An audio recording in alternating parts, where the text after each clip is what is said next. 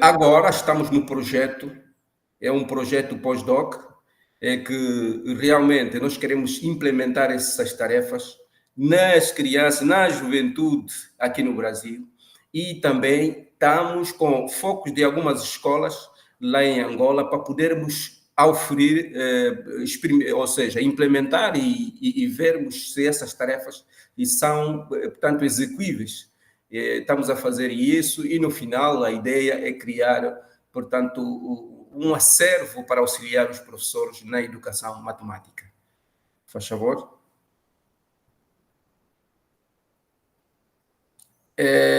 Podemos avançar, podemos avançar. Aqui são os artefactos propriamente ditos que nós criamos para, aliás, recolhemos esses artefactos e as tarefas que nós criamos basearam-se nesses artefactos. Temos aí os enfeites, não é? Das mulheres, temos os cestos, temos os jogos, temos também casas tradicionais. Para além disso, nós temos também armadilhas. Para além das armadilhas, nós temos, portanto, a contagem gestual, que criamos, não é, o sistema básico de numeração. Hoje por hoje, todo homem, quando fala, não é, para reforçar a sua fala, ele tentar reforçar com gestos. Podemos avançar.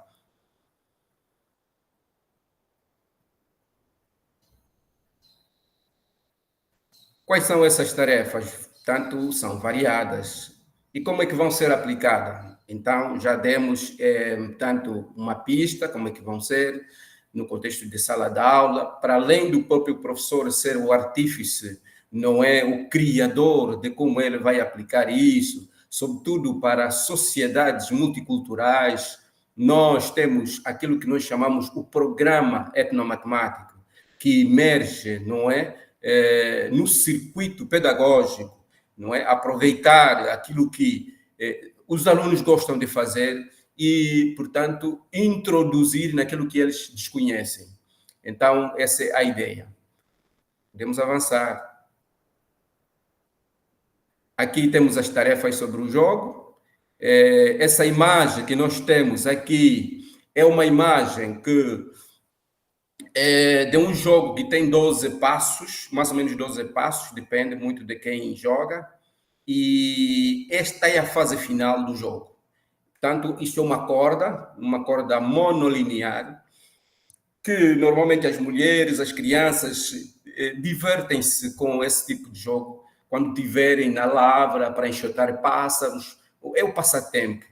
Então, hoje por hoje, alguns no meio rural praticam, mas no meio urbano praticamente é um jogo que está a desaparecer. Então, este estudo não só tem como o foco, ou seja, a força na sala de aula para o ensino da matemática, mas também tem o foco para renascer, não é? Esses jogos que, portanto, estão a se perder, porque estar depois com a corda na mão é porque não, isto aqui, isso já é um atraso, isto já não se faz, enfim. Então, nós, quando aplicamos aos estudantes de licenciatura e mestrado, de mestrado, portanto, em Portugal, fizeram vários esquemas, e um dos esquemas que nós escolhemos é este aqui. Agora, aqui é uma experiência, nós tivemos o contato na sala de aula, houve, portanto, não é, tipo uma palestra sobre esses artefactos, e eles aprenderam a jogar, e aqui é o exemplo de que é possível, não é, aprender esse jogo, e aqui é uma estudante que chegou portanto, na última fase. Faz favor. Faz favor. Aqui, esse esquema nos representa, nos apresenta, ao bem dizer, várias figuras geométricas que praticamente são pouco conhecidas, essas figuras. nós conhecemos o triângulo. O triângulo não é uma figura geométrica, plana não é, que tem lados que se cruzam 2 a 2 e forma ângulos, 3 ângulos, não é? 3 vértices. E agora essas figuras aqui que nós extraímos desse jogo, como é que se chamam? E quais são as suas propriedades? Então jogamos isso no mundo da ciência para que realmente possam fazer o estudo, possam também descobrir outros triângulos, não ser triângulo 40, ser triângulo 60, prontos, mas que possam trabalhar nessas figuras tão ricas, não são estas aqui que nós apresentamos, tem também outras figuras que não vamos apresentar aqui, constam, portanto, da nossa tese de doutoramento. Por favor. Aqui é o jogo de Ouela, aí os estudantes do mestrado estavam a treinar, também aprenderam. Deste lado é o fluxograma do lado direito, aqui são os passos, não é? Para aprender, para jogar Ouela. Ouela é o tipo de jogo Mancala, que é praticado em vários pontos do mundo. E então, mas este aqui é específico, é um jogo, a maneira como jogam é um jogo diferente, especificamente para esse povo. Mas já encontramos em algumas paragens do mundo, e se calhar mesmo no Brasil, mas esse tipo não é o que é praticado no Brasil. Provavelmente em alguns pontos possa se praticar, mas a maneira como praticam, não sei se é igual, mas não importa. O importante para nós é que esse jogo é um jogo praticado por esses dois povos e não só por outras etnias da Angola. Então, nós fizemos um estudo, como em Moçambique também já foi estudado, ou na África do Sul e em outros lados, e porque esse jogo agora se encontra, não é, num sistema digital, nós podemos encontrar esse jogo, basta colocar Cella na busca, não é? Ou seja, na barra de busca na internet, pode jogar à vontade ou pode assistir esse jogo. Prontos, podemos avançar. Aqui é outra tarefa que nós extraímos nas miçangas, que é tão importante, que as mulheres gostam de se colocar, mas aqui nós ligamos, não é? Ligamos a construção de um efeito e alguém a orientar, portanto, outra pessoa que esteja distante, para construir aquele enfeite, este enfeite aqui. Então, através desses artefatos tecnológicos, digitais, pode orientar através dessas coordenadas e ele fazer. Enquanto que em forma tradicional, para ensinar isto, talvez a entrevista que nós fizemos, prontos, outras maneiras também que podem ser ensinadas e orientar outras pessoas para poderem reproduzir. Mas com o auxílio das tecnologias digitais, nós conseguimos fazer com mais eficiência. Faz favor. E já para concluir, o estudo em causa, acreditamos que trará uma grande motivação, gosto e prazer de aprender a matemática, que lida, não é que até hoje não é temida por muita gente. Eu estava a passar nas ruas do Brasil e algumas pessoas, quando perguntavam, você está onde? Eu estou no IME. Estás no IME? Quer dizer, ficavam com aquele remorso.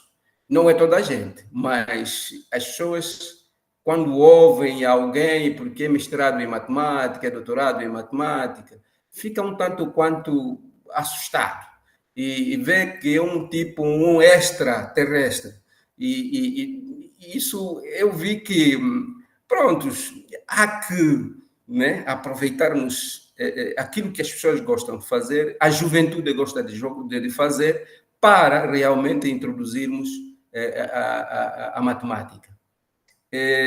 Pensamos que realmente com a implementação deste projeto de investigação poderá contribuir gradualmente o aumento da qualidade do ensino de matemática em Angola, particularmente no CUNEN, e quiçá em outros pontos do planeta. pensamos que é importante esse remorso que os estudantes e até professores têm de matemática. Podíamos gradualmente, portanto, passar conhecimentos que nós, a partir de nós próprios somos matemática. A partir daquilo que nós olhamos, está lá a matemática. Portanto, quando estou a falar de matemática, estou a falar de outros ramos, embora hoje independentes, como a geometria, não é? A história da matemática e a probabilidade e outras áreas, mas estou a falar realmente de matemática. Temos a avançar? E para terminarmos, seria injusto, não é? Olhar este povo como um povo diferente de outros povos. Vocês olham, por exemplo, nas suas indumentárias, foram rotulados com estas vestes que nós olhamos. Estas vestes são especificamente para os nhanecas. Basta ver esse tipo de traje, não é? Que eles chamam de... esqueço o nome. É específico para o povo nhaneca, mas hoje já muita gente usa, portanto, mas a ideia é aquela ideia da colonização, de tentar dividir para poder governar melhor. Isso, o nome já veio. O nome desse tecido é samacaca, chamam de samacaca. E é aquele que nós podemos olhar lá, de facto, mais um pouco. Isso, esta aqui. Não é muito bem este, exatamente.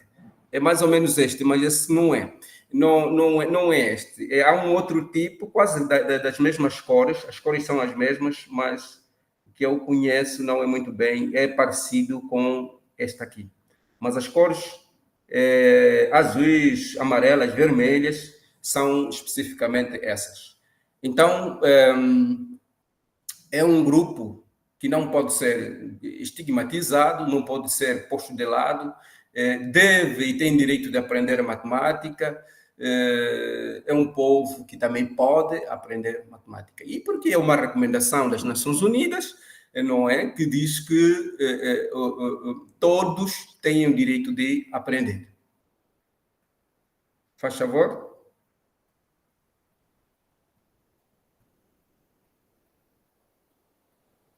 Vou terminar, gostaria de ampliar mais um pouco. Vou terminar e dizer que, com as palavras do grande precursor também, grande professor, Paulo Freire, ele dizia: ensinar não é transferir conhecimentos, mas criar as possibilidades para a sua própria produção ou a sua construção.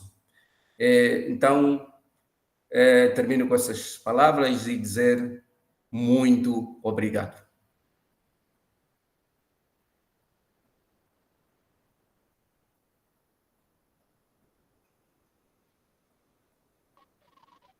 Que experiência maravilhosa que o senhor nos apresentou e nos brindou essa manhã, professor Domingos. Queremos agradecer. Muito obrigada por essa partilha, né, e muitos aprendizados. Com certeza, daqui a pouco a gente vai estar fazendo, né, algumas considerações e até mesmo interrogações aí, não é, com você. Então, agora vamos dar continuidade com o professor Camilo Mortada, por favor. Oi, gente, bom dia novamente. Agradecer a minha cacica querida, Thelma, por me trazer sempre, né, por a gente acompanhar. Ela que me iniciou aí na luta, na militância, aí me apaixonei aí durante a pandemia por essa militância, nessa combatividade. Aí fui conhecendo o Marcelo, o Edson, tantos companheiros, Sélvia, né, tantos companheiros. Eu nem vou citar, senão eu vou esquecer gente aí, né? Mas esse também, o evento da rede também, então muito, muito legal. Fico muito feliz em voltar depois de um tempo aí meio afastado aí por problemas pessoais vários, né, de saúde, de trabalho, enfim. mas é sempre muito alegre, né? É sempre muito, muito alegre, muito feliz. É esse intercâmbio maravilhoso que Selma está fazendo, assim, com os colegas, né? E aí é muito gratificante ouvir as apresentações, né? Eu sou psicólogo, meu nome é Samir, sou colega de Thelma no Instituto Federal da Bahia, sou de São Paulo, sou paulistano de nascimento, mas já me considero sotero-paulistano, né? Já estou na Bahia, já tem 18 anos, para 19, né? Então, eu sou, como psicólogo social, eu atuo aqui, trabalho aqui no Instituto, sou professor, enfim, já durante esse tempo. E trabalho com o tema da memória, como psicólogo social, trabalho o tema do trabalho, da educação para o trabalho, da saúde mental no trabalho também, né, como lá no Instituto, mas uma frente minha de formação forte é o tema da memória social, né? Então, pensando na memória não no seu componente orgânico, físico, fisiológico, né, de processamento de dados, como é uma tendência da psicologia cognitivista, das neurociências, né, isso é importante também, mas eu penso a memória social, a memória na sua interlocução com a história, com o patrimônio, com o museu, com a vida, e principalmente com a política, com a militância. E isso me apaixonou muito, né? Então, os primeiros contatos que eu tive pela Thelma, assim, depois, quando foi virar Gene, né? O grupo, então eu fiquei muito impressionado como a militância indígena, né, dos povos originários, estava alicerçada em elementos de memória, numa relação com o tempo, que foi me ensinando muito, assim, né? Então eu já lia Benjamin, leio Walter Benjamin, eu leio a própria Clea Bose, que é uma autora importante na psicologia social, que vai fazer né, pensa a memória atrás, é uma pioneira para pensar a memória social no Brasil, né? E aí cara, esse pessoal aplica o que eu estudo. Eu acho que eu tinha essa sensação, você aplica, eu estou indo com a farinha, os caras estão voltando com o fubá, com o negócio processado lá, com a mandioca já processada, né? Enquanto eu estou lá colhendo, vendo para que serve a mandioca, o cara já está em outra, né? Com a pipoca, né? Hã? Com a pipoca. E pipoca, com certeza. E aí, na verdade, eu acho que aprendo muito mais aqui, né? E aí eu vejo as falas, então a Thelma começa com aquela apresentação linda, né, à frente do ancião, do Copenau, essa quase oração, né, aos ancestrais, trazendo cultura, trazendo resistência, militância, isso muito integrado. Então, a memória viva, né, o passado vivo, a memória é o passado vivo, metabolizado, trazido como forma de orientação da identidade do sujeito, do indivíduo, de luta, né?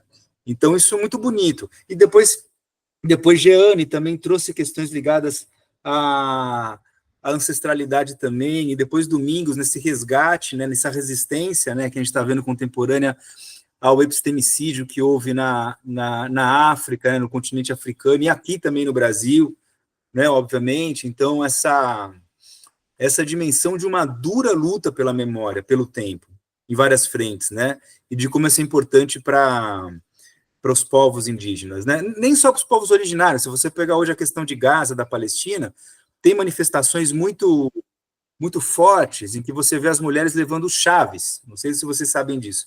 Então, as mulheres levam chaves de casas destruídas pelo Estado de Israel. Então, você tem os descampados lá, que eram bairros na Palestina, que Israel fez questão de apagar, de colocar como se lá não tivesse nada, fosse um descampado, não é? Como se não tivesse outro povo lá. Então, esse apagamento da história, esse apagamento da memória, que depois dá muito trabalho, e é uma luta constante. É uma luta constante. Né? O Benjamin já falava, né? A ideia é que a gente, de certa maneira, a nossa morte envolve a morte dos antepassados, e a morte dos antepassados na memória envolve a nossa morte. Não é? Então, lutar pelos outros é lutar, ao mesmo tempo, pelos outros do passado, né? Lutar pela gente também. Então, essa dimensão é muito importante nas lutas, enfim. Pretendo ser breve, porque eu acho que eu quero mais ouvir do que trazer. Eu vou fazer algumas pontuações do que eu aprendi, trazer alguns autores, talvez contemporâneos, que pensam tempo e memória, que possam ajudar, eventualmente, numa experiência de educação dos povos tradicionais, originários, né? E aí, mas mais eu tenho aprendido do que ensinado aqui nesse espaço. Então, eu vou trazer... Posso apresentar, Marcelo? Posso botar aqui para apresentar minha tela? Pode sim. Beleza. não se dá certo, né? A gente Se der algum problema, me avisa, tu me manda aqui que eu ponho aqui no meu. Beleza. Eu vou botar a tela cheia, que aí eu acho que acaba... Vocês vão ver aquele infinito lá, mas em breve Esse vai... nosso grupo é todo mundo que ajuda, né? É mãos coletivas. Vocês estão vendo? Está aparecendo. Estamos sim. Beleza. Pronto, QGEM, é o nosso projeto, né? Observações de fronteira, sempre os sistemas de fronteira. Eu amo intelectuais como Edson, como outros, assim, o Daniel Munduruku, porque eles são pessoas de fronteira, né? Eu acho uma perspectiva tão rica, né? Quer dizer, a pessoa indígena e intelectual e traz, e está na fronteira, está caminhando, cai lá, deve ser muito cansativo e é muito sofisticado do ponto de vista intelectual, né? Então, eu acho que essa fronteira é muito rica, né? No mundo que a gente pensa globalização, mundialização de forma crítica, numa resistência e hegemonia, eu acho que essa interlocução é preciosa. Essa posição de fronteira, não gosto nem do etnocentrismo, óbvio, né? Reacionário, que a gente vê nesses bolsomínios, nessa coisa assim, que tem ganhado muita força no mundo, nas eleições e tudo mais, e nem dessa ideia de cidadão do mundo, né? Que parece uma coisa meio desenraizada.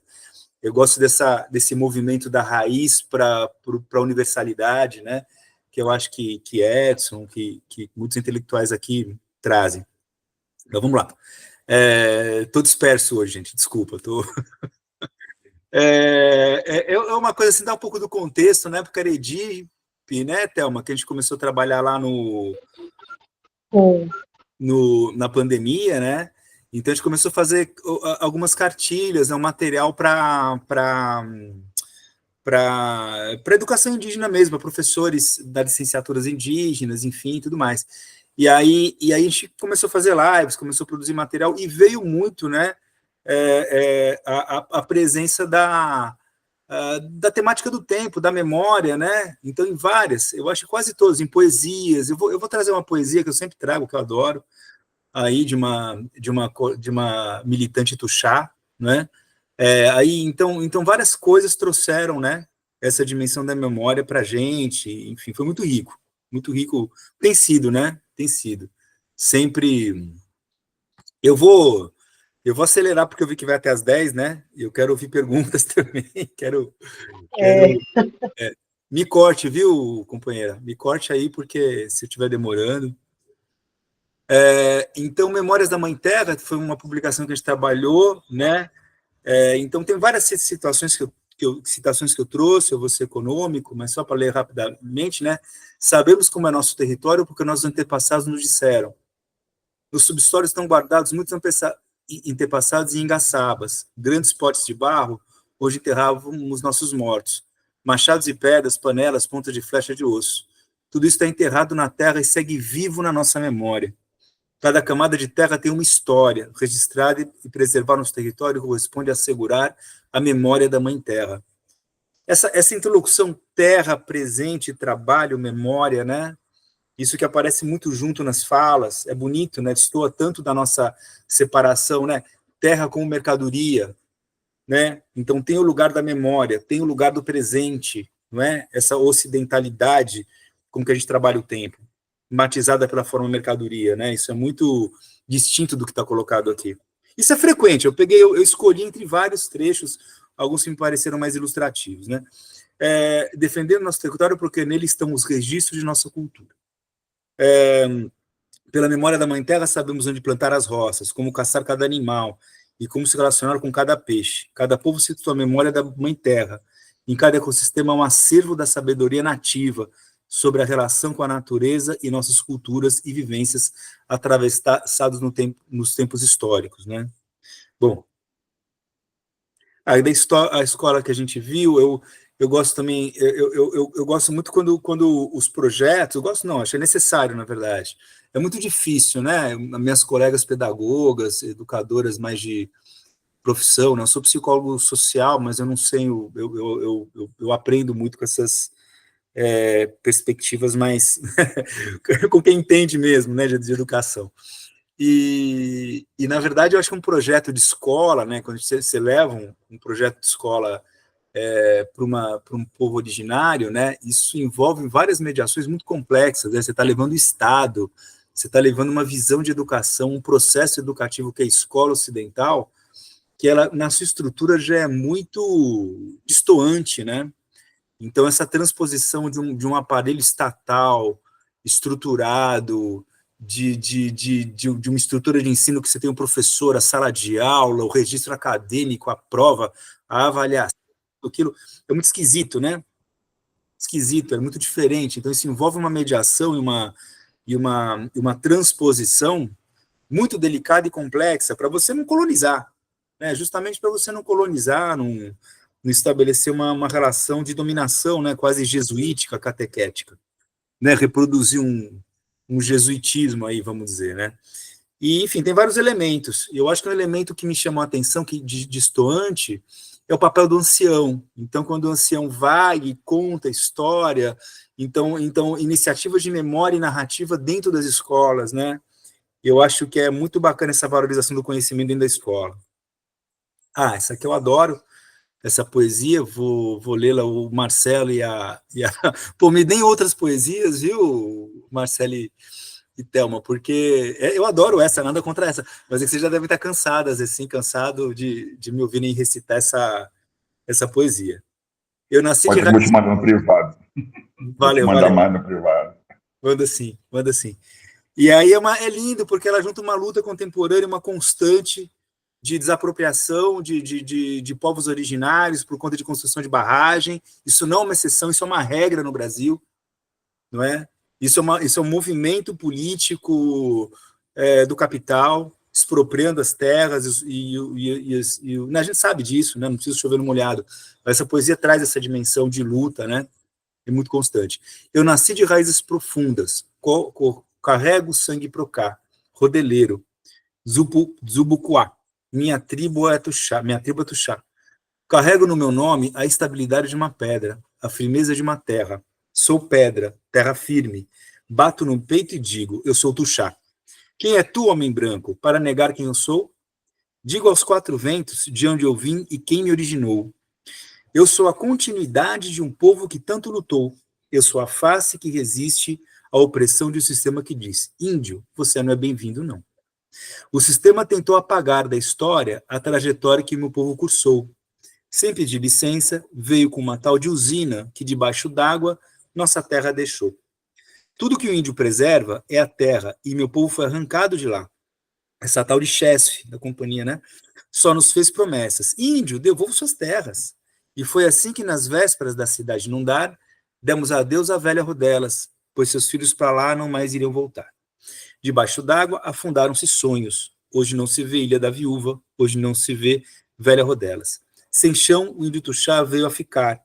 Na história fica a memória do desterro, que nesses versos escrevo. Muitas lutas travamos, sofremos a violência desse enredo, mas seguimos resistindo. Houve conquistas e muito ainda a se conquistar. É uma jovem poetisa, né, Tuxá. Eu tenho a referência lá embaixo dela. E, enfim, ela traz, ela sintetiza. E aí durante né, quer dizer, nem vou ficar explicando a poesia, porque ela é auto-explicável. E aí, nessa relação de tempo, de luta, de passado, da arte, me captura muito, né? E aí,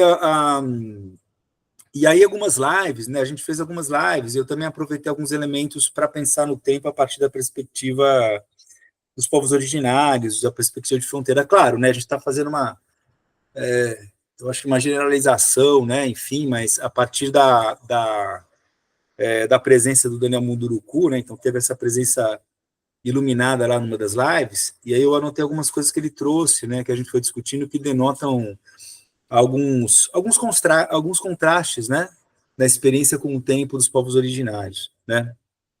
O tempo indígena é circular, não linear, é o tempo da natureza. Quer dizer, não é a cadência fabril, não é a repetição fabril, mas é o ritmo da natureza, né. É diferente você pensar uma repetição que é fabril e uma repetição que é da natureza, né? É muito diferente isso. Temos apenas o passado e presente, o tempo da memória e o tempo do agora, né? Precisamos ir ao passado para dar sentido ao nosso existir agora. Esse é o movimento circular indígena, né? Quer dizer, não é estanque. Não fazemos para a criança a pergunta, o que você vai ser quando crescer? ela já é, ela não precisa ser, só se quer dela que ela seja criança. E essa pergunta, né, quem você vai ser do que crescer, né, você vê os índices de suicídio na adolescência, que a gente tem percebido aumentando muito, depressão, ansiedade, não é? Essa pergunta que a gente faz no Ocidente, ela cria no movimento jovem essa ideia de sempre uma falta, um porvir, o tá sempre atrás, correndo atrás, né? Então esse motor de angústia, né? Ele movimenta, não é que não tem nenhuma utilidade, mas ele movimenta de um jeito perverso, né? Muitas vezes insuportável. Então essa relação com o tempo na educação é muito interessante. Onde é que está o papel da cobrança? Você é um porvir. Né? O que a gente fala para o jovem, para a criança ocidental? Você é um porvir, você é um vir a ser. Você não é. Não é? É complicado isso, esse movimento. Porque ela é também. Ela é. Não é? Você tem um porvir, mas você tem um ser no aqui e agora, né? A Jane falou, né? Quer dizer, eu aplico um pouco isso para você pensar a infância, né? A gente é presente, né? Quer dizer, o passado está aqui no agora, né? E o futuro também. Né? O velho educa as crianças, estabelece o equilíbrio, a circularidade em relação ao tempo. Os ritos são fundamentais, marcam o tempo, conectam passado e presente. O ritual. Tem um autor que eu acho que boa parte de você já deve ter ouvido falar, ele está muito famoso, né? É um coreano praticamente radicado na Alemanha, que chama Byung-Chul Han. Eu tenho uma citação dele adiante, né? E ele tem um ensaio, ele tem vários ensaios, né? Ele é subprodutivo, tá na moda, escreve pra caramba. E ele é um leitor de Benjamin, é um bom leitor de Benjamin, inclusive, de outros autores e autoras também, e a questão do tempo é muito presente nos ensaios dele. O ensaio dele mais famoso é A Sociedade do Cansaço. Muito bom, muito bom. E aí tem outro ensaio que chama O Desaparecimento dos Rituais. O desaparecimento dos rituais. O que ele vai falar? Ele tem uma provocação muito interessante, porque a gente pensa na sociedade contemporânea como uma sociedade, assim, acelerada, né? Aí é uma ideia do Rato Muito Rosa, mas, assim, uma ideia, quer dizer, que a gente tem uma intensidade de acontecimentos que nos assoda e que nos faz dispersar, desfocar, angustia, domina, não é? E, de fato, isso ocorre, mas ele vai falar o seguinte, é também um tempo, além de... com uma overdose de informações e acontecimentos, ele é um tempo sem rituais. E o que ele está chamando de ritual não é necessariamente um grande ritual, mas, por exemplo, paradas. Quer dizer, aquilo que delimita o tempo. Quer dizer, olha só, a gente está ansioso para terminar esse ano, né? A gente está ansioso pelo Natal, pelo Ano Novo, assim, no sentido de, puxa, tem que terminar esse ano, tem que interromper, chega, vamos parar. A gente está ansioso. Mas quando termina o ano, a gente não para.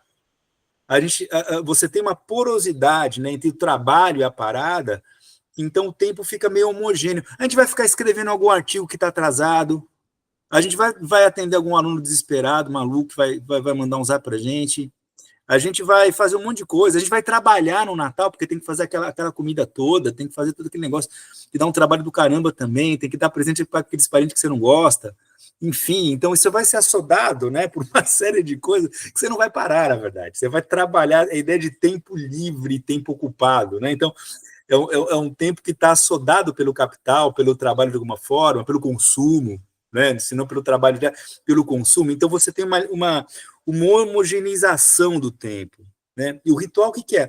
O ritual é justamente aquele momento em que você para, você simboliza, você significa, você recorre aos antepassados, você celebra, você festeja, né?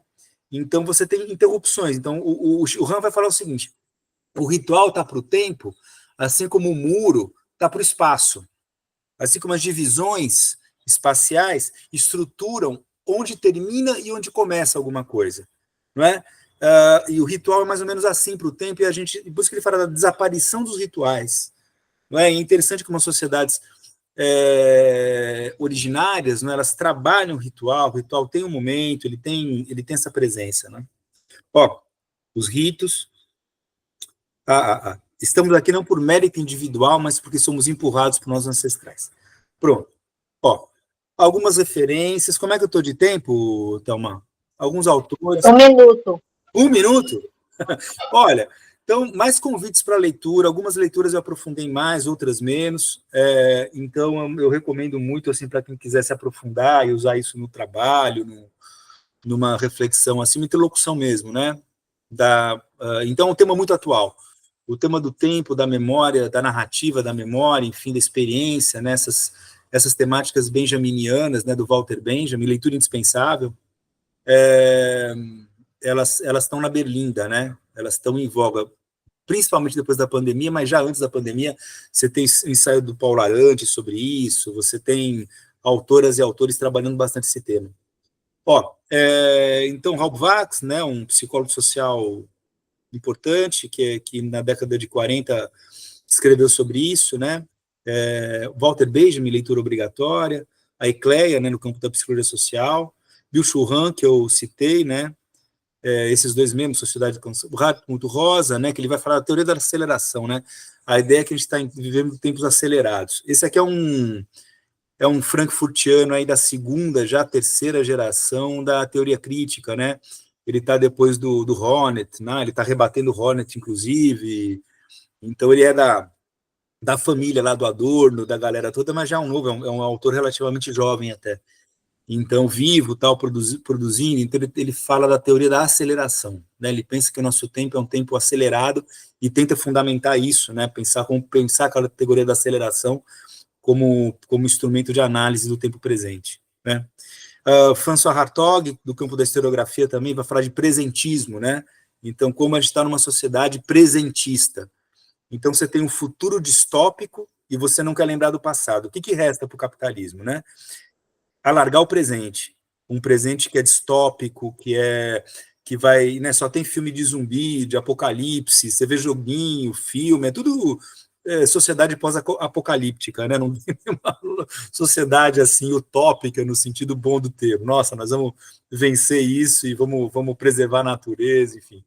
Então a ideia é um pouco de contrapondo a isso, né? Essa ideia apocalíptica, essa ideologia apocalíptica, né? Nós estamos vivendo uma espécie de ideologia apocalíptica. Então você tem o Krenak falando em adiar o fim do mundo, você tem toda uma ideia de, bom, não dá para ser diferente.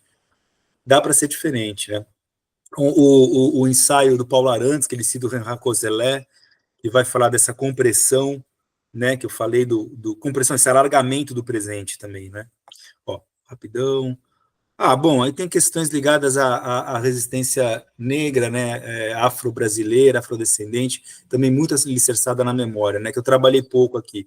Essa apresentação está muito mais orientada na perspectiva dos povos originários, mas eu prometo na próxima também rever essa falha na apresentação. Você tem uma vasta literatura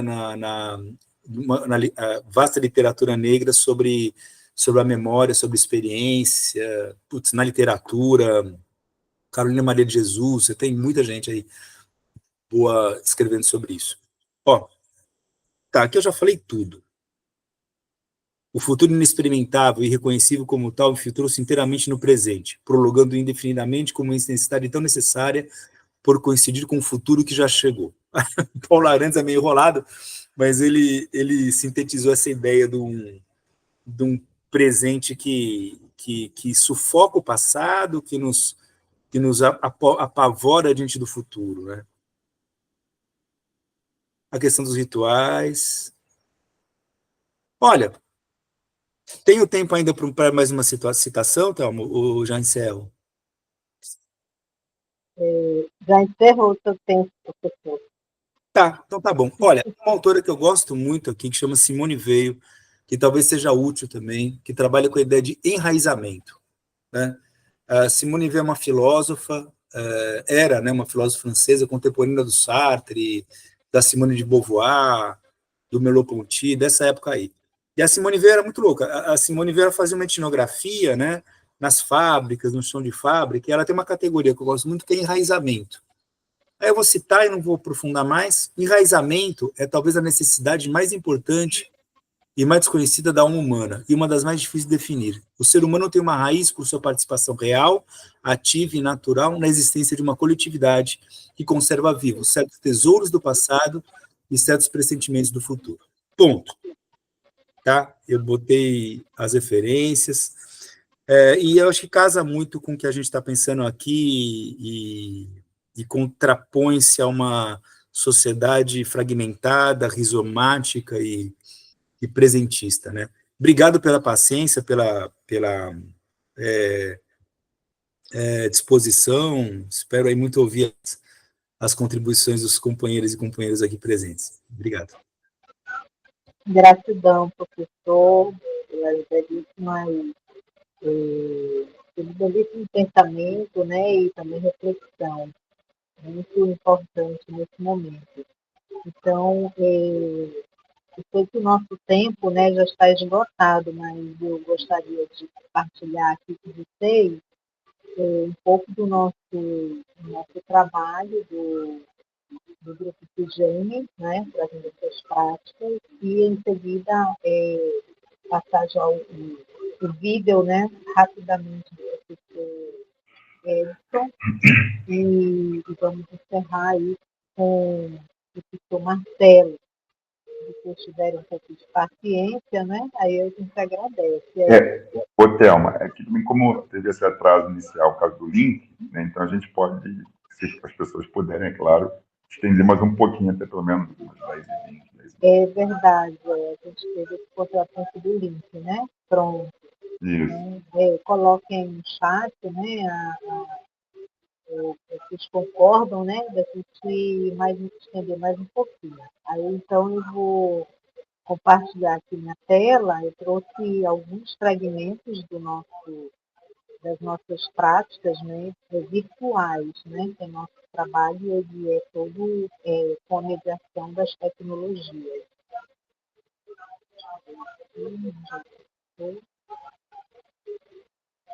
Compartilhar aqui.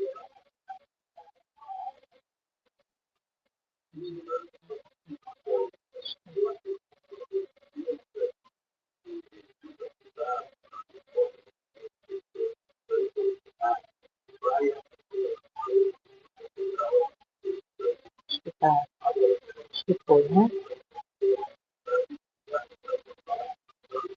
Então, aqui, ó, apresentando um pouco, né? Essas são as nossas redes digitais, né, do nosso grupo, que buscam, né, valorizar as ações voltadas para as temáticas indígenas e africanas, respeitando as realidades dos movimentos sociais étnicos e das suas comunidades.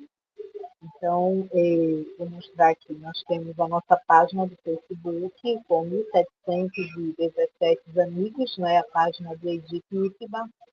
Temos a página Educação Indígena e Pandemia com 1.200 amigos.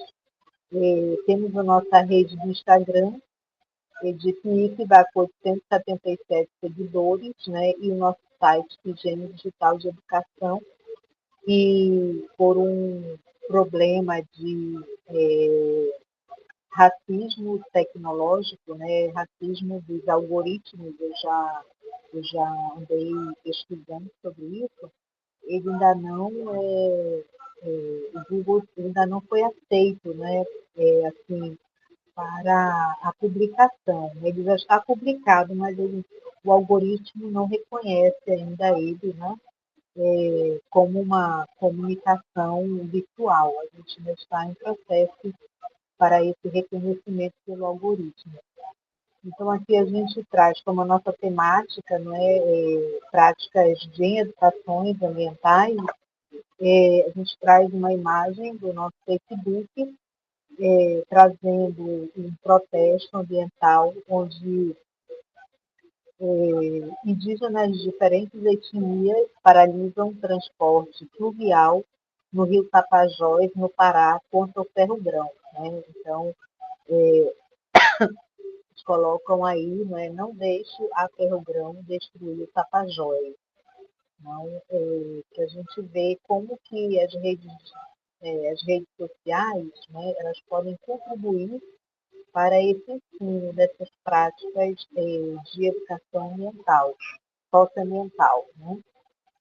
E trazendo também, né, esses conhecimentos dos povos tradicionais e povos indígenas. Aqui nós temos também uma outra imagem na nossa página do Facebook Edifítiva, de Márcia Candeba, né? Então, uma ativista ambiental também, onde ela diz, é tudo recente, né? Isso foi 20 de novembro agora. Ela diz, Histórias na sua escola. Foi um concurso que aconteceu nas escolas públicas do Distrito Federal. Esse projeto premiou alunos vencedores com a publicação das histórias vencedoras.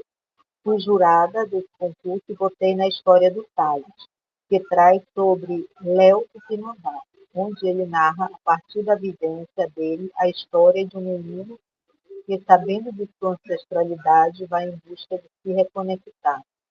Foi lindo ler essa narrativa de Salles, e fiz um comentário justificando o meu voto. Aí ela fala, né, que colocaram aí na capa do livro dele. Então, aqui, Salles, né, dessa conexão com a natureza, né, em busca da sua ancestralidade indígena. O outro é também um manifesto, né, ambiental, um protesto ambiental, social e político também, da nossa rede do Instagram, de Itiba, da Mari Wapichana, né? Então, que ela diz assim, a nossa resistência é a nossa arma, não ao marco temporal e a PEC 48, né? Então, aqui ela traz a sua manifestação junto também com um grupo de mulheres, né? É um vídeo que vai passando aí também. Então, ela diz, o marco temporal é uma tese inconstitucional que determina que os povos indígenas só têm direito às suas terras se estivessem nelas em 5 de outubro de 88, data da Constituição Federal. Essa ideia desconsidera expulsões forçadas e viola direitos garantidos. Então, para a gente ver como que as redes sociais nos alimentam com esses saberes, não é? E também com essas práticas socioambientais dos povos indígenas, de forma atualizada, né? E isso é o mais importante também, para a gente estar fazendo essa contextualização com esse ensino. Aqui que eu achei muito interessante, coloquei mais um do Instagram, porque é uma imagem da rádio Iandê, né? Então, a Iandê foi uma rádio criada, foi a primeira rádio indígena, criada no ano de 2013, foi a primeira web rádio indígena do Brasil e representa um dos principais meios de comunicação voltados aos povos indígenas. Por sua vez, a mídia índia se trata de um coletivo formado por indígenas que contribuem para romper a comunicação hegemônica e não participativa, sendo assim um dos maiores objetivos da mídia índia é a garantia de uma comunicação pautada especificamente aos indígenas, né? Então, aqui também é uma publicação recente deles, de autodemarcação já, 11 anos, né? Enquanto os governos enrolam, os povos originários combatem o holocausto indígena no Brasil, que é um problema muito grande hoje, né, crescente dessa violência. Aqui, continuando a mesma postagem, achei interessante trazer o comunicador social indígena, que hoje também há uma expansão, né, desses atores nas redes sociais, os comunicadores digitais, né, indígenas.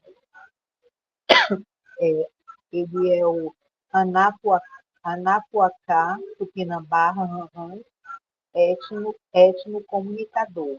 A experiência vivida diariamente enquanto comunicador e empreendedor à frente da Rádio Andê, a primeira web rádio indígena do Brasil, me possibilitou refletir, desenvolver e aprimorar a etnomídia indígena. À primeira vista, aos olhos não indígenas, o conceito pode até parecer complicado, mas é muito simples. Eu compreendo como um fazer político comunicacional que coloca a produção multiplurimidiática de tecnologias digitais nas mãos dos indígenas, permitindo-lhes narrar suas histórias a partir de suas próprias perspectivas sem atravessadoras.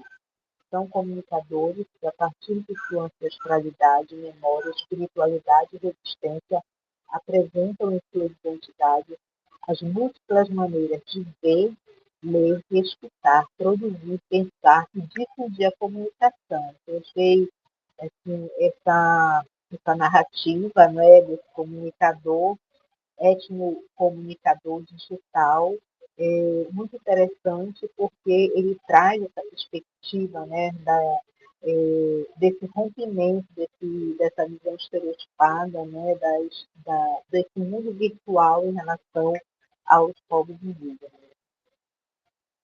Eu aqui apresento para vocês o nosso site, né, um link do nosso site, que é Higiene Digital de Educação, onde nós temos, entre vários materiais publicados lá, inclusive um desses que o professor também apresentou, dessas poesias, material didático, virtual, ele foi produzido, né, no nosso primeiro curso de formação diferenciado para professores indígenas na pandemia, aqui da região da Bahia, né, e aí foram produzidos vários materiais. E o que eu achei interessante aqui, que vasculhando o nosso site, eu fui ver as publicações científicas, então nós tínhamos lá povos originários e comunidades tradicionais, com os 10 volumes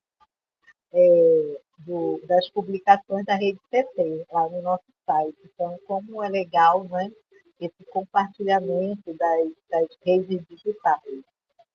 E aí tem um acesso, né, tudo direitinho lá no nosso das publicações da rede CP, no nosso site.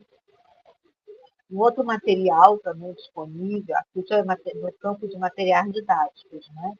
Nós temos os jornais escolares que foram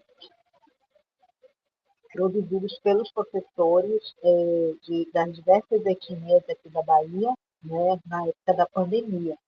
E esse aqui é um jornal Aremeá Chorran, né? É na língua Pachorran, o nome em português significa Fala Guerreiro, né?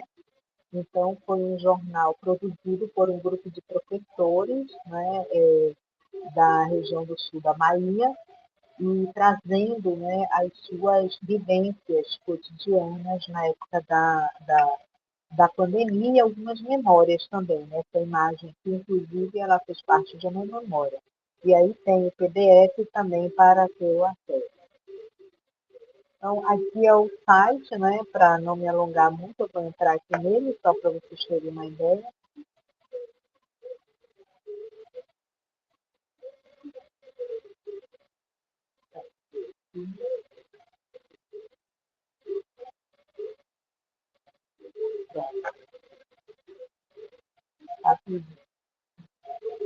Aqui é o nosso site, né? Higiene de Educação e Tecnologia para a Diversidade Étnica Indígena. Dessa experiência gerou meu projeto de doutorado, né? Também, que agora a gente está defendendo no próximo ano. E aí nós temos aqui as memórias, né? Memórias das ações, temos a equipe, né? Também, deixa eu voltar aqui. Essa equipe é muito interessante porque aqui ele traz a memória também da nossa equipe. Ó. Inicialmente, começamos junto com o professor Edson, o professor Sami, né? Eles não largam a mão, e aí os discentes, né? Bolsistas voluntários em alguns momentos, outros momentos temos bolsistas com bolsa, né? Os professores que já passaram por aqui, outros que continuam, né? Na nossa rede, e temos aqui o exemplo de Mirella, que foi uma bolsista, a nossa primeira bolsista dos projetos de extensão do IPBA, e hoje ela já é mestra, né? Já finalizou o seu curso de graduação e hoje já passou em primeiro lugar no mestrado na UNEB, passou também na UFBA e resolveu fazer mestrado na UFBA. Hoje já é mestra em Geografia, né, curso de Geografia. Bem interessante, Mirella. Então, iniciamos com um grupo de pesquisa resistência e hoje a gente, por conta do CNPq, né, que não nos aceitou, então, nesse formato, a gente criou uma rede de pesquisa. E memórias das ações, algumas ações que realizamos visita ao museu aqui na Bahia, em Salvador, aliás, né, nós temos esse museu, Museu de Arqueologia e Etnologia da UFBA.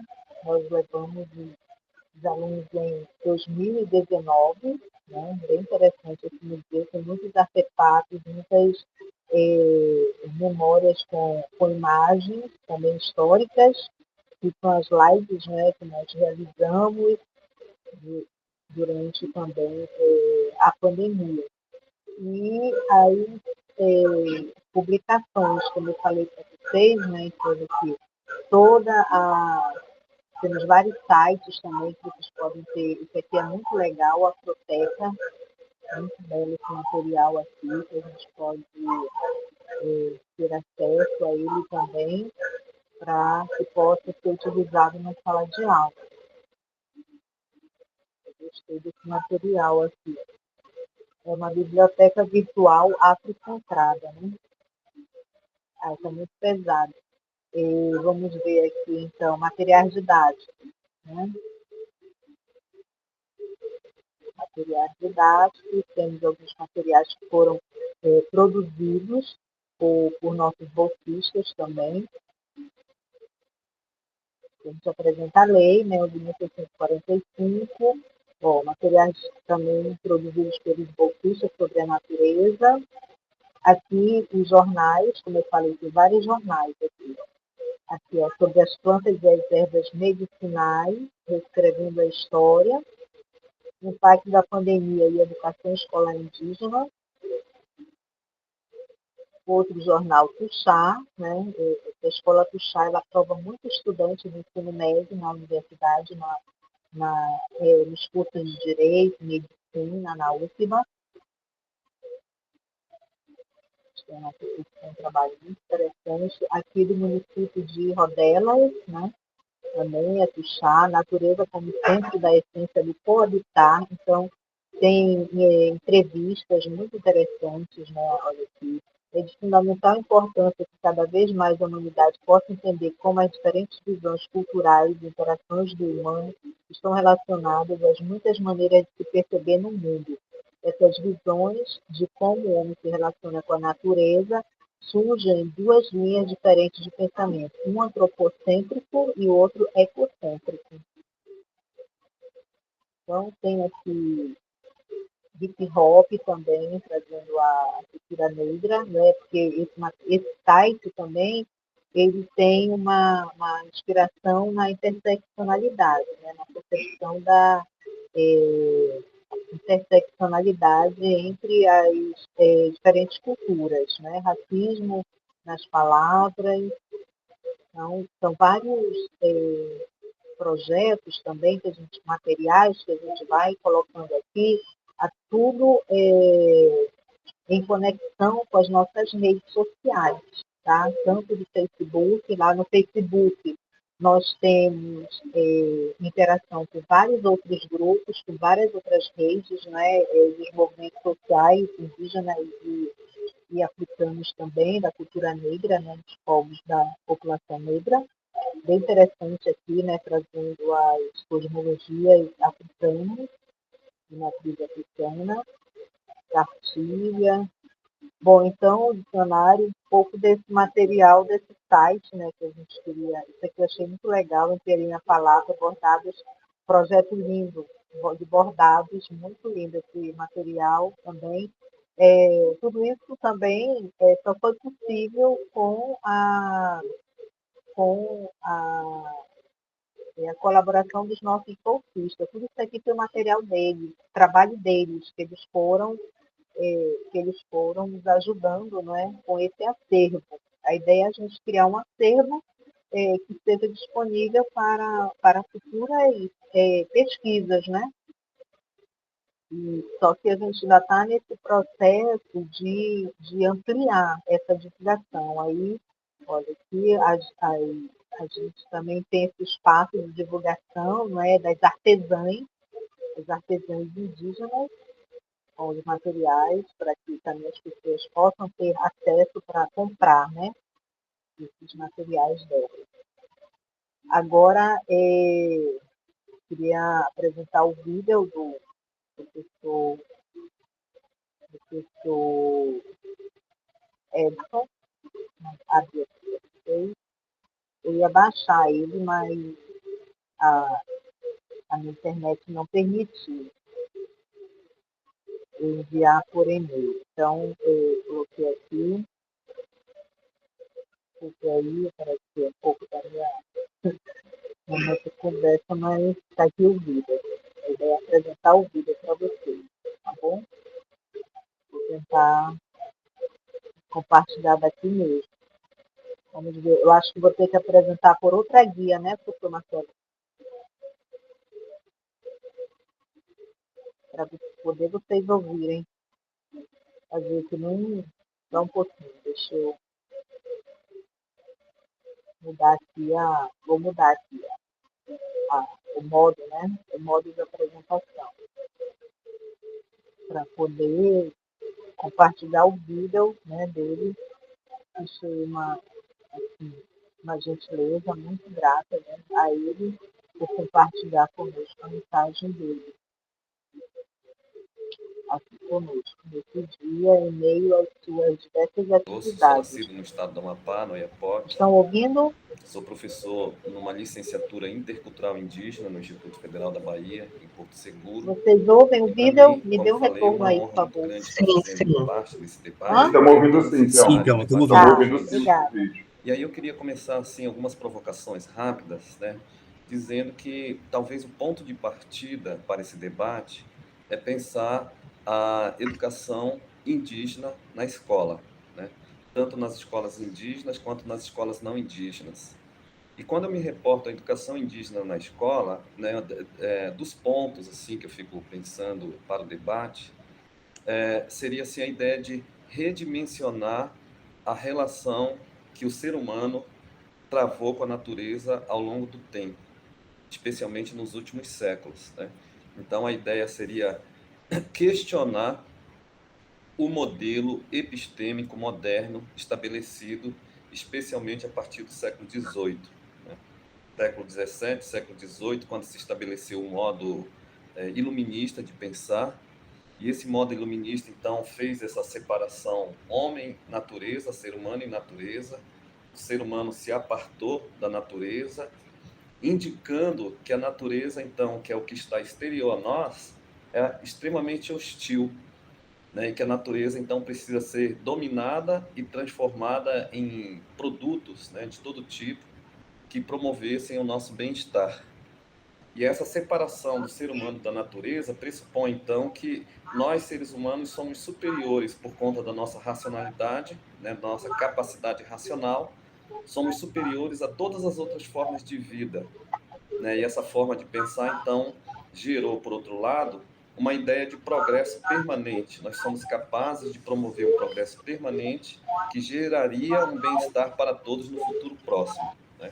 Então, essa forma de pensar produziu uma monoepistêmica, uma forma única de pensar, baseada no pensamento, na ideia de racionalidade, no pensamento racional, e o desenvolvimento dos métodos científicos que são verdadeiros, inquestionáveis e que não levam em consideração outras formas de pensar de outros grupos, né, enfim, de outros povos, como, por exemplo, dos próprios povos indígenas, mas gerou também esse modelo de progresso que teve como um dos desdobramentos o que nós hoje chamamos de antropoceno.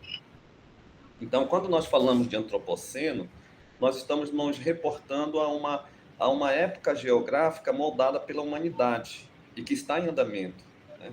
Então, segundo essa hipótese, né, o antropoceno se baseia na suposição de que, tal como o clima, a biodiversidade, os mares, os oceanos e a própria Terra, as pessoas elas se tornaram um fator no sistema global, né? Então, a partir, especialmente desse movimento que nós chamamos na história de Revolução Industrial, o ser humano estabeleceu uma atitude, uma postura e uma ação em relação ao meio que foi o de degradação, de destruição, sabe, de poluição dos rios, de emissão de gases tóxicos na atmosfera, né, a derrubada das florestas, substituição das florestas por outros produtos, né, como, por exemplo, a monocultura, né, ou a produção agrícola em grande escala, e isso gera, obviamente, problemas e desequilíbrios climáticos no planeta, aquecimento global e todos esses problemas que nós estamos aí assistindo de maneira apreensiva. Então, diante dessa situação, é necessário estabelecer um diálogo com os povos indígenas e seus saberes milenarmente construídos na floresta, né? É necessário estabelecermos que a academia, a ciência, as universidades, os centros de estudos e pesquisas estabeleçam um diálogo com os modos próprios de organização dos povos indígenas, tanto das suas organizações sociais quanto as suas organizações, eu diria assim, de economia, né? Como que os povos indígenas manejam, né, os seus territórios e os biomas onde eles estão vivendo, onde eles estão situados. E aí nós vamos ver, então, no primeiro momento, que os povos indígenas estabelecem entre os grupos, né, entre os coletivos e dos coletivos com as outras formas de vida, né, estabelece uma relação de respeito à vida, não só à vida humana, mas também à vida não humana. As águas são sagradas, os rios, né, as montanhas, os animais, as plantas, as florestas, né? Então, essa forma de se relacionar com a vida é um formato que nós, humanidade, precisamos aprender, já que nós queremos combater ou superar, né, esse momento de desequilíbrio climático, de aquecimento global, de ameaça à continuidade da vida no planeta. Então, esses saberes indígenas, né, que são, sobretudo, saberes orais, que são transmitidos de geração para gerações a partir desse movimento que nós chamamos de oralidade, né, que se dá muito em torno, obviamente, da memória de conhecimentos que são transmitidos ao longo do tempo, eles podem ser disponibilizados, né, para a sociedade brasileira e para a comunidade mundial, através de uma mediação, que eu diria assim, que seria, de fato, essa mediação das tecnologias digitais, né, a partir de projetos que realizem, que viabilizem a produção, por exemplo, de audiovisuais, né, a produção audiovisual, propriamente. Pronto. Então, essa foi a mensagem, né, do professor Edson para nós nesse nosso mini curso, e agora gostaria de agradecer pelo espaço, pela presença e participação de vocês e dar continuidade já para ir para a finalização com o professor Marcelo. Você, professor Marcelo, vou parar aqui minha apresentação, tá bom?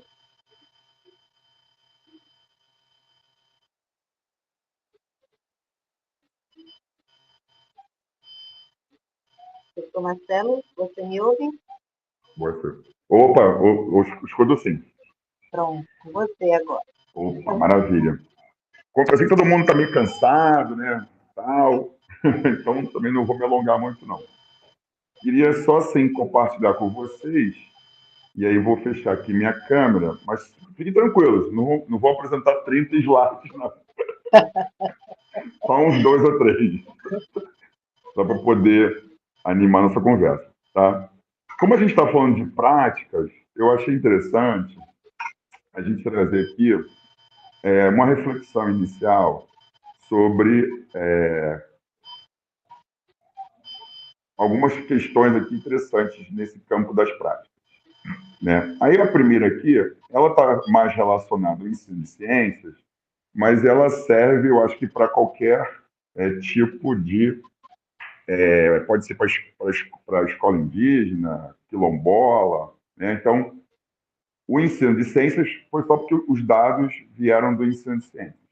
Mas aqui a gente pode extrapolar para todos os campos, né? Porque, na verdade, são tendências pedagógicas da educação, né? A gente pegou aí vários autores consagrados do campo, né? Frigoto e outros mais, né? E a gente, então, se estabeleceu. Então, a gente vai ter uma tendência, que é chamada por muitos de tradicional, que Paulo Freire carinhosamente... Pode ligar a sua câmera, professor Marcelo? Opa, posso sim. Que a gente não está dizendo. Deixa eu ligar a câmera aqui, porque eu fico com medo de ficar muito pesado. Se quiser, eu posso compartilhar para você. Quem foi? Não, deixa assim mesmo. Deixa eu só compartilhar. Deixa eu compartilhar, que é mais fácil. Que até eu mandar aqui para vocês, vai demorar. Então, como a gente está falando de tendência, de práticas pedagógicas, eu acho que era interessante a gente fazer um panorama rápido disso. Então, a gente tem essas tendências, né? E aí isso serve para o ensino indígena, quilombola, MST. Então, no MST, sim, algumas escolas que são escolas não de assentamentos, às vezes sofrem certas influências, né? Aí a gente tem uma visão aqui tecnicista, que hoje em dia está muito ligada à BNCC, e aí a gente tem essas tendências que alguns autores chamam de progressistas, né? Que é a tendência crítica, libertária e tudo mais. E aí, atualmente, também tem uma tendência muito forte nesse campo das ciências, que é o STEM, que é ciência, tecnologia, engenharia e matemática. E também temos tendências cibernéticas, né, de IA, hoje em dia a coisa avançou.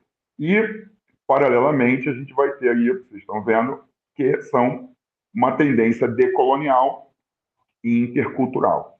A decolonial está ali associada à crítica e libertária, e a intercultural depende de como aquele grupo está trabalhando, né? Porque ela pode ser, como diz a Catherine Walsh, pode ser uma prática pedagógica intercultural conservadora, né, tradicional, ou ela pode ter um recorte de uma prática pedagógica intercultural crítica, né? Então, a gente vê... E aí eu queria entrar também nessa discussão, já que, como o nosso grupo nosso minicurso fala de educação ambiental, né?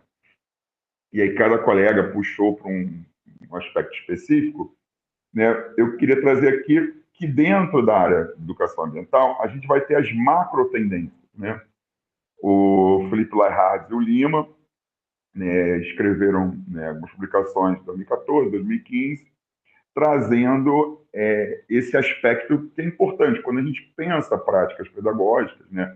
Então, o nosso querido professor Domingos trouxe práticas pedagógicas muito interessantes, que tem tanto um processo intercultural, por fazer um resgate, né, dessa tendência, né, de trazer esses saberes outros, mas também tem um viés crítico, de, né, fazer uma crítica, repensar as questões.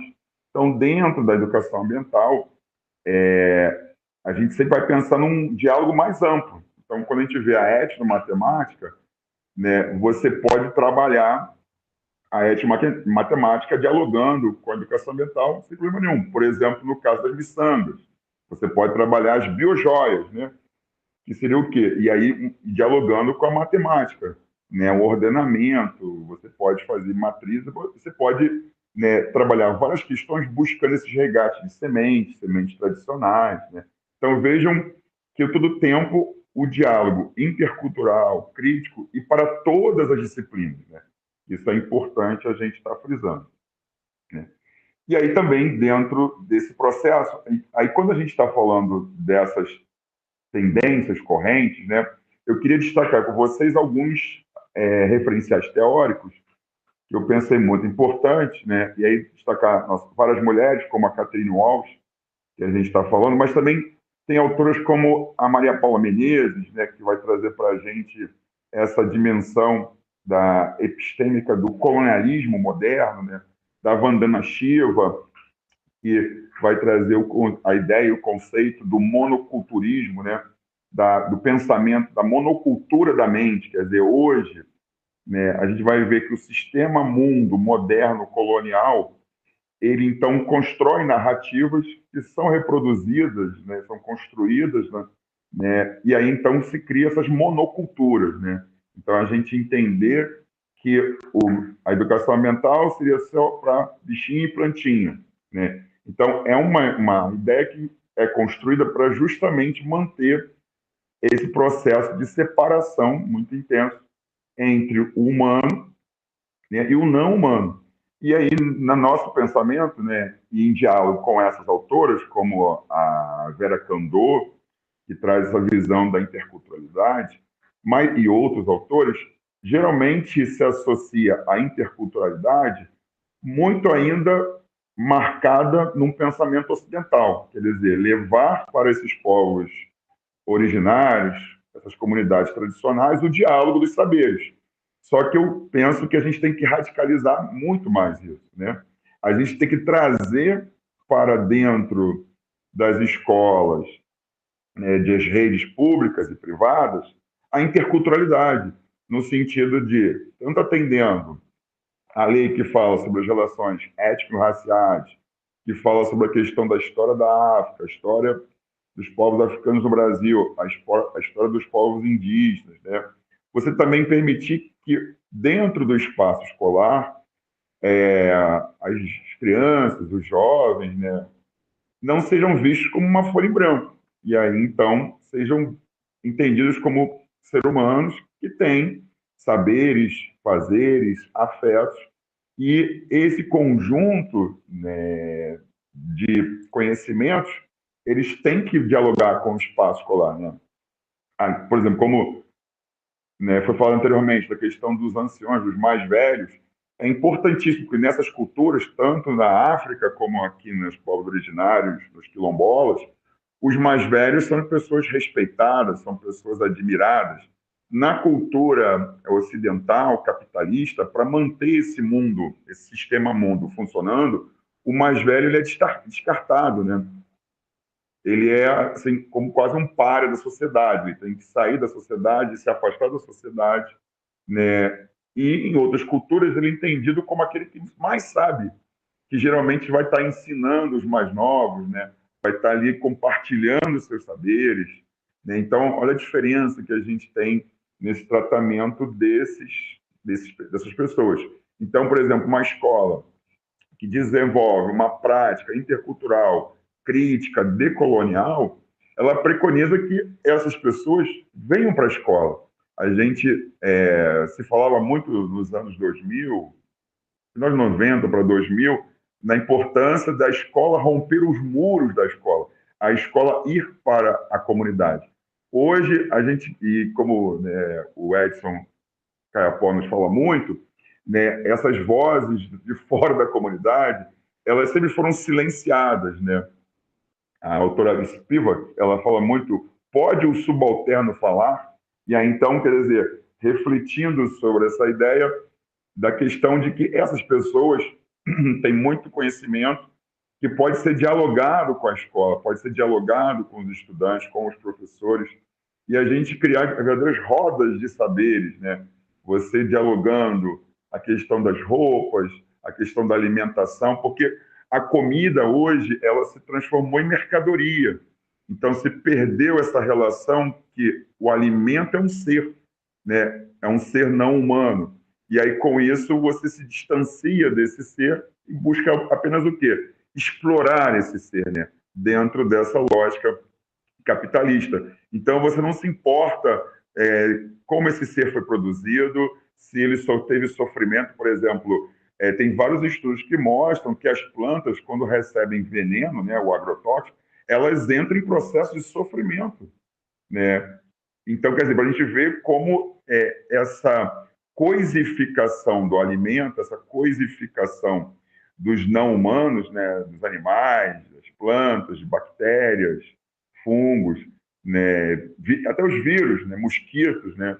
Por exemplo, rapidamente a gente só pensa em querer matar o mosquito da dengue, mas não pensa que por que ele tem se desenvolvido de forma descontrolada, né? Você pensa em exterminá-lo. Então, essa cultura do sistema mundo moderno capitalista está sempre gerando um processo que é uma cultura do genocídio, uma cultura do extermínio, que eu posso exterminar um mosquito, assim também uma cultura, uma necropolítica, que eu posso exterminar corpos, territórios de mulheres, mulheres indígenas, mulheres negras, de negros, de jovens. Então, as estatísticas estão aí para não deixar que eu minta, né? Se você pegar várias regiões do Brasil, em todas elas, aqueles corpos que mais morrem são corpos negros, indígenas, de lideranças, né, de militantes, né? Fez o caso do Chico Mendes, que foi assassinado, e outros mais, né? A gente ficaria aqui a manhã inteira falando sobre esses, né? Então, né, como o nosso tempo aqui está meio curto, eu não quero me alongar, eu vou assim para o nosso fechamento aqui. Então, eu queria trazer essa reflexão dessa importância desse giro decolonial, da gente fazer um giro de 180, né? Um giro que não é só meramente teórico, é um giro que é epistêmico, é um giro que é ontológico, né? A gente, em diálogo com esses saberes ancestrais, a gente poderia dizer que é um giro eco-ontológico, né? Quer dizer, a gente buscar olhar para a natureza, buscar não vê-la apenas como algo que há a se explorar, não coisificar a natureza, não coisificar o outro, né? O humano com o humano com o não humano, e, para além disso, o mais que humano, né? Porque a gente hoje, em todos esses povos, esses grupos, teremos, então, os encantados, os espíritos da floresta e tantas outras referências a esse grupo que também nos ensina, né? O Daniel Munduruku, como já foi citado aqui anteriormente, ele tem um livro chamado Mundurucando, que ele vai explicar para a gente que na educação escolar indígena, na aldeia principalmente, também se aprende com os sonhos, né? Também se aprende com essas inspirações, né? Com esse diálogo com os não humanos, mas também com os humanos e também com os mais que humanos, que seriam esses, né, esses espíritos que estão em todos os lugares, esses encantados, esses, né, que também colaboram com a gente, né? Então, eu queria só agradecer, para o tempo não ser, o nosso tempo está curto, teria alguns exemplos aqui de práticas, mas aí, como o nosso tempo está curto, talvez já estejam cansados também para abrir para perguntas, né? A gente depois nas perguntas volta. E aí só queria mostrar aqui algumas nossas publicações também, né? Esse primeiro livro é Educação Ambiental desde o Sul, e essa capa provocativa, né? Linda, maravilhosa, feita por uma artista.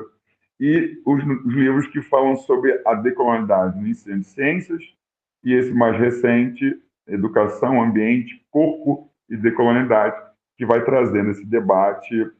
E agora a gente está aí na fase final. Já deixo um convite para todos que estão nos ouvindo, né? A gente está agora com um dossiê, né, finalizando. Então, quem tiver interesse, deixa o contato no chat, que a gente manda um e-mail com a revista, né? A revista da Universidade Federal do Rio Grande, a FURGS, uma revista muito conhecida nesse meio ambiental, né? Que é a revista de Ambiente e Educação. Então, que a gente vai estar agora produzindo esse dossiê. E já temos um convite para outra revista, para um outro dossiê para o próximo ano. Então, aguardem as cenas dos próximos capítulos. Muito obrigado. Legal, olha só, maravilha, professor. Excelente notícia. Bom, gente, então, vou olhar aqui o chat agora, para eu visualizar. Deixa eu ver aqui, está meio conversas, né? Então, vou começar aqui agradecendo, né, Gabriela, de perfeito professor, o diálogo dos saberes, além dos muros escolares, é um caminho para romper as barreiras do conhecimento centrado de uma única forma, valorizar o território e as comunidades no diálogo com a escola, sobretudo a escola pública. Cleuma, né? Cleuma, conheci Cleuma numa live também, né? Super engajada com a educação ambiental, com as práticas pedagógicas, lá, acho que é no Pará, do Amapá, né? Também sou pesquisadora do Amapá. Bom ter mais pessoas do meu estado aqui. Vamos ver quem mais está aqui. Bruno, chamando a atenção para preencher a lista de frequência. Lohane, agradecendo pelas falas, profundidade em todas, aprendi bastante. Gabriela novamente, que fala perfeita, não apressemos nossas crianças, elas já são o que precisam ser, perfeito. Raio novamente, Zulu, acho que é alguém da Angola. Estou com o celular emprestado, estou também indo para outras atividades. Ah, tá. Isso aqui foi a liderança indígena, né? Jeane. Bom, então, gente, doutor Sami também, parabenizando. Doutora Ana Dark, uma honra participar desse momento com vocês, paz ao nosso dia. Professora Gabriela disse, me chamo Gabriela, sou mestranda da UFRJ, Macaé, Rio de Janeiro, co-orientada pelo maravilhoso professor Marcelo, é maravilhoso mesmo. Pensa uma pessoa animada, é o professor Marcelo, co-orientada pelo... minha pesquisa é voltada para a educação ambiental em contexto comunitário, quilombola e formação docente em Búzios, Rio de Janeiro, professor Sami, de Salvador, Bahia, professor Domingos, que teve uma reunião, uma outra reunião, né? Está participando, aí teve que sair. Mas queremos, aqui falando, doutora Ana Dark, de saberes que devem fazer parte das universidades. Tatiana de Freitas disse, agradeço o convite para esta mesa tão rica, sou de Jitaca, Rio, coordenada pela professora Leia Tiriba.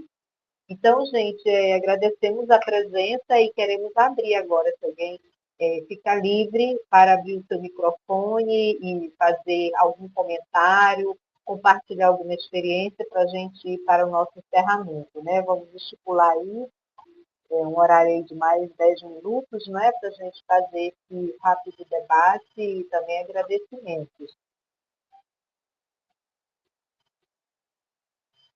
Quem poderia abrir seu microfone aí para fazer um questionamento, um comentário ou uma partilha, esse é o momento.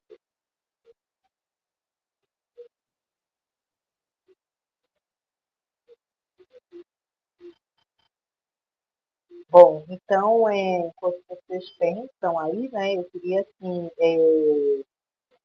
falar que muitas ideias, né, aqui foram compartilhadas conosco. Começamos com o professora Jeane, né, trazendo lá as experiências dela na aldeia, e foi importante também a gente ver ela no movimento, né, no movimento de uma liderança indígena, enquanto uma liderança indígena da sua comunidade, enquanto também professora, né, que participa também das atividades da escola, porque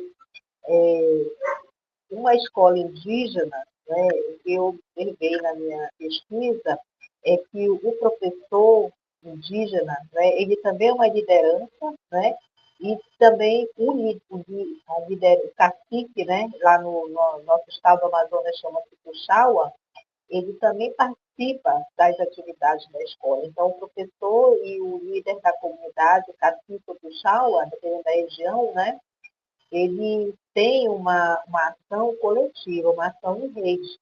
Né? Então, escola e comunidade, elas estão intimamente conectadas. E aí deu para a gente perceber o movimento dela, né? Achei muito interessante. Ela está falando conosco do seu percurso da comunidade até a Secretaria Municipal de Educação de Manaus, né, para um evento de uma mostra pedagógica, né, das escolas indígenas que lá em Manaus foram reconhecidos como centros culturais, né, do ensino da língua materna, e também a premiação, e ela me disse, né, que a premiada da escola dela foi a filha dela, e aí ela estava assim, toda contente, né, também com esse fato. Então, eu vou ler aqui a mensagem de Rejane Gama, que ela diz assim, sou professora da rede pública com 36 anos de caminhada no ensino fundamental.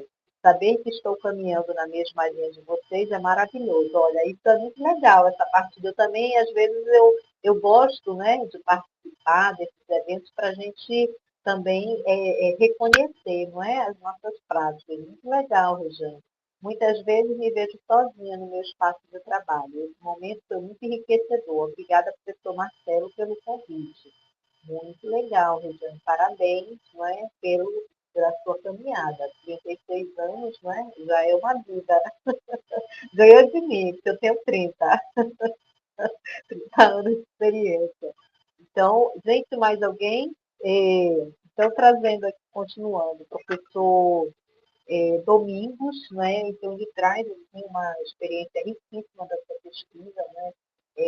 Essa etnomatemática a partir dos artefatos, né?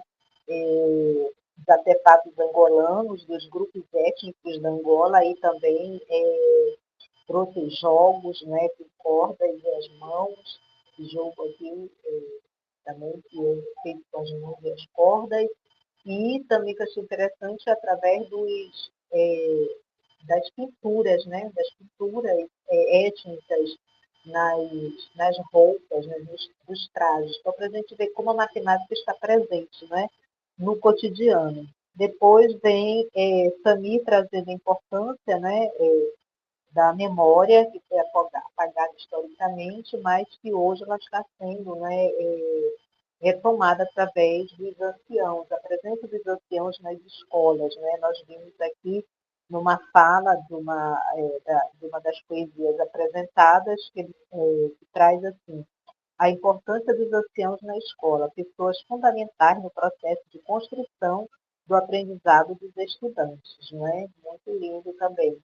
E professor Edson, né, com sua belíssima mensagem também, que traz o questionamento sobre o modelo epistêmico moderno, né, que separou, fez essa divisão, né, natureza e o homem, mas que a humanidade ela não é superior à humanidade, à natureza, né? A humanidade é a natureza, ela faz parte dessa natureza, há uma na cosmologia indígena, ele traz, né, essa interdependência, interconexão da humanidade com a natureza. E aí eu lembrei, né, de uma fala do Ayrton Krenak, que ele diz: aquele lugar que as pedras falam, né, que é, como eu morei em São Gabriel da Cachoeira, fica na fronteira do Brasil com a Colômbia, aí lá as pedras falam. Eu estava dando aula para minhas alunas, que elas iam fazer o painel, né, para as atividades, ela disse: não, professora, aqui a gente vai colocar as pedras, porque na cachoeira, aqui na cachoeira, as pedras falam. E quando você entra em São Gabriel da Cachoeira, sobrevoando, aí então você vê a Bela Adormecida, né, que é a grande guardiã daquele lugar, que tem um símbolo sagrado muito forte, né, que é a puçanga do lugar, a protetora daquele lugar. E ela é feita de pedras. O formato dela é a partir das pedras. É muito interessante. Pode colocar na internet, né, que tem lá. Então, essa relação de respeito com a vida não humana, né, que o professor Edson traz, e esses modos próprios de organização do manejo da natureza dos seus territórios, né, que é importante ser respeitado. E o professor Marcelo, né, com a sua larga experiência em educação ambiental, porque ele faz parte do grupo de pesquisa GEASUR, né? GEASUR ele tem já uma longa estrada com práticas de educação ambiental, e eu achei interessante quando ele traz essas tendências, né? Achei legal. As tendências das práticas pedagógicas na perspectiva colonial e decolonial, necessário, né?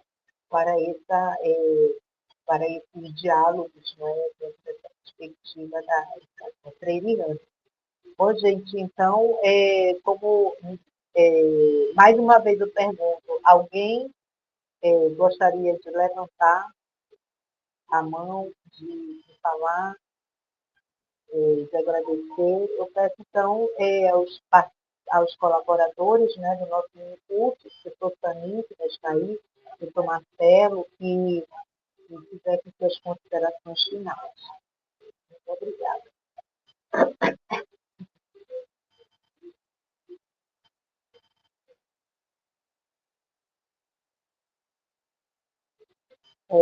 Professor Samir, pode fazer suas considerações finais para a gente encerrar?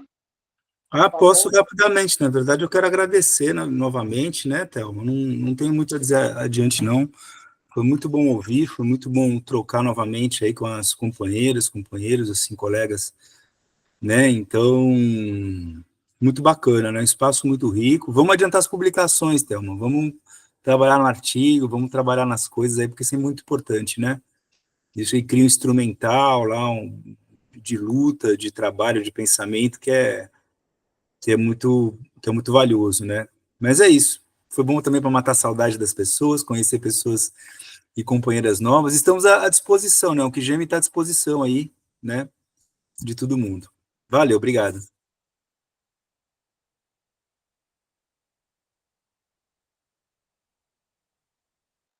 Professor Marcelo, obrigada, professor Samir. Professor Marcelo, suas considerações finais para a gente encerrar.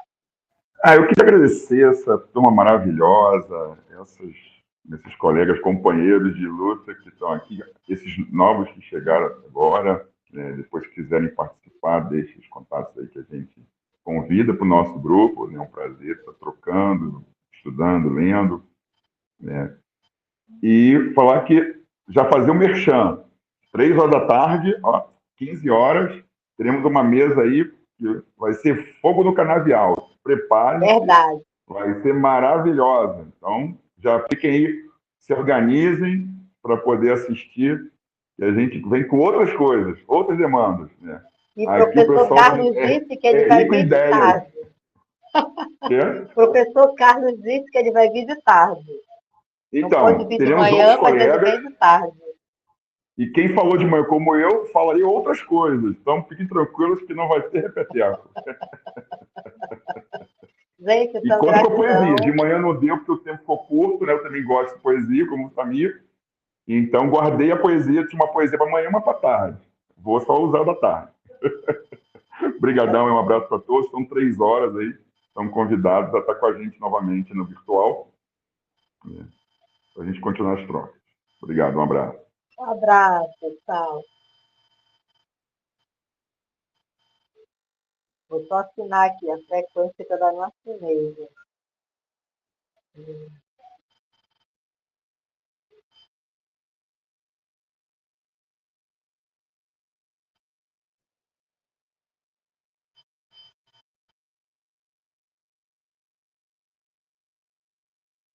Vou fechar aqui a sala, tá?